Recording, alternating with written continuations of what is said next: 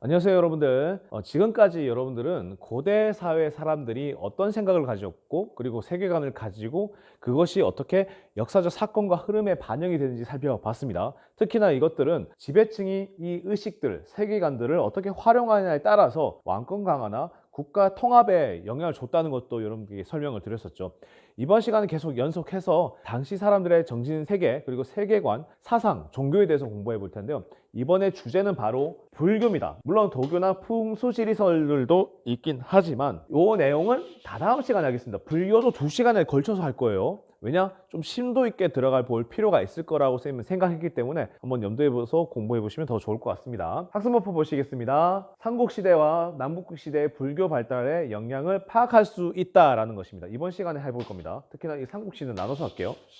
그 다다음 시간에 도교와 풍수지리설 등의 전례가 갖는 의미를 분석할 수 있다. 이 부분은 다다음 시간에 해보도록 하겠습니다. 일단 불교의 수용은 그 전에 삼국시대 여러 사건과 왕들의 업적 얘기할 때도 간략하게 설명을 드렸었던 것 같은데, 불교는 이미 한국의 민중들 아니면은 저변에 이게 전파가 되고 있었던 것 같긴 해요. 사회적으로 전파가 되고 있었던 것 같긴 한데, 공식적으로 수용하고 공인했던 것은 왕실에 의해서였습니다. 그래서 왕실의 주도로 4세기에서 6세기 정도 사이에 수용이 되는데, 고구려는 소수리망, 백제는 침류왕, 그리고 신라는 누구였죠? 버풍왕 때였죠. 그래서 이 시기에 수용, 공인이 됩니다. 그런데 이게 아까 말씀드렸죠. 왕실에 의해서 수용이 된다고 했었잖아요. 이 왕실이 불교를 수용하고 공인한 이유가 분명히 정치적 목적도 있었다는 거예요. 문화적 목적이나 종교적 목적도 분명히 있었겠지만 정치적 목적이 있었다는 것입니다. 왜? 국가적 통합과 왕 중심의 위계질서 확리하에 활용하기 위해서였던 거죠. 이 부분을 설명을 좀 드리도록 하겠습니다.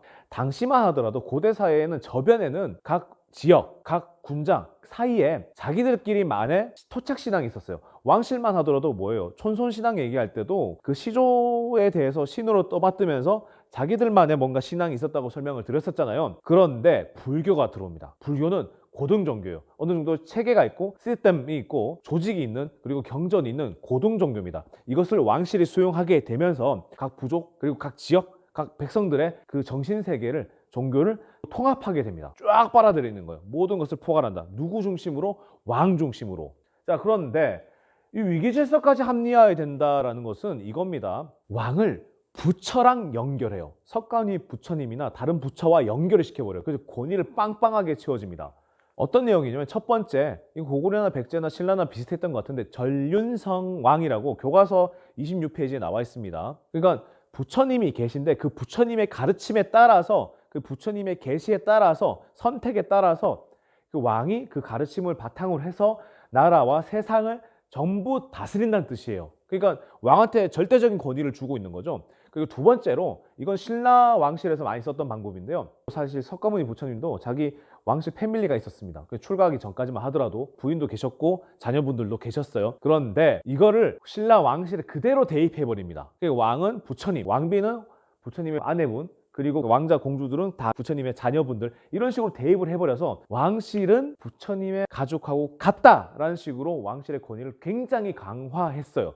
이 부분은 천손신앙을 받아들여서 널찍 펼치려고 했던 왕실의 그런 움직임하고도 일맥상통하는 부분이 있었다고 할 수 있죠. 그런 식으로 왕 중심의 위계질서 합리화에 활용하기도 했습니다. 이게 바로 사상통일 그리고 위계질서 확립입니다. 이렇게 받아들인 불교이기 때문에 원래 불교 부처님의 가르침은 이렇지 않았죠. 나라를 위해서 있는 것이 아니고 많은 불쌍한 중생들을 구제하는 그런 목적으로 설파가 되셨던 부분이 있었는데, 이때는 호국불교, 사회통합에 대해서 불교가 많이 활용이 됐다는 거예요. 그러니까 즉 국가나 사회의 목적에 따라서 불교가 활용이 되고 이용이 됐다는 그런 내용입니다. 그래서 호국불교를 알 수 있었던 거는 대규모 사찰과 탑이 건립이 된다. 이거는 국가에 의해서만 건립이 될 수 있었겠죠.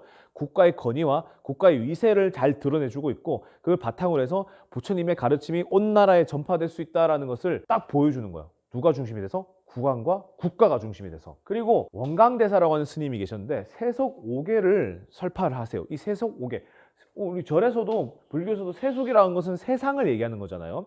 근데 5계라는 것은 세속의 불교적인 가르침을 5가지 내보낸다라는 것입니다. 특히나 이 세속 5계는 신라의 화랑에게도 많이 활용이 됐었습니다. 그러니까 부처님의 가르침 플러스 국가의 필요성에 따른 가르침이 섞여 들어가 있어요. 세속옥에 대한 내용은 여기다가 딱 띄워드릴게요. 잠시 정지하시고 봐보세요. 네, 보셨죠? 그리고 국가 차원의 불교 행사를 개최하면서 사회 통합을 도모하기도 했습니다. 이 고려 시대에도 나오는데 팔관회나 연등회 같은 것도 신라 시대 때 많이 개최가 됐다고 그래요. 특히 팔관회 같은 경우에는 팔관회잖아요.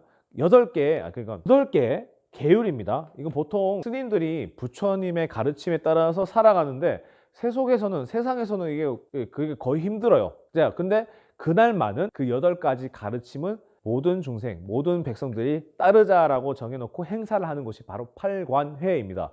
그런데 신라시대 때는 이후에 전쟁이 많이 발생을 하게 되니까 전몰자들, 전사자들, 부상자들을 기리는 그런 행사로 많이 변화가 되기도 했습니다.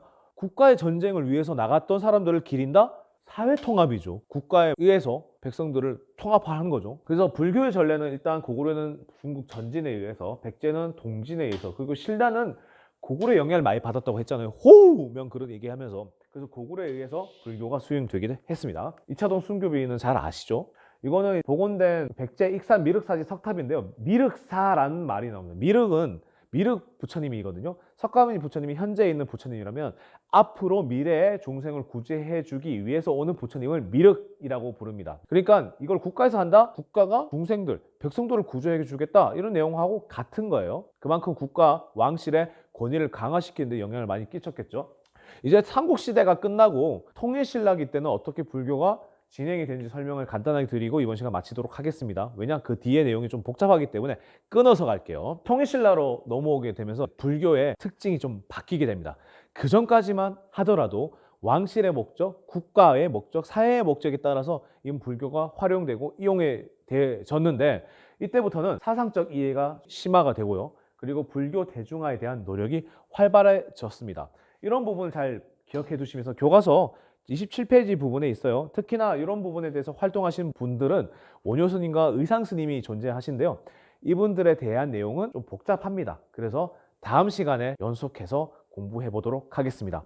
이번 시간에 여기까지 하도록 하겠습니다. 여러분들 안녕.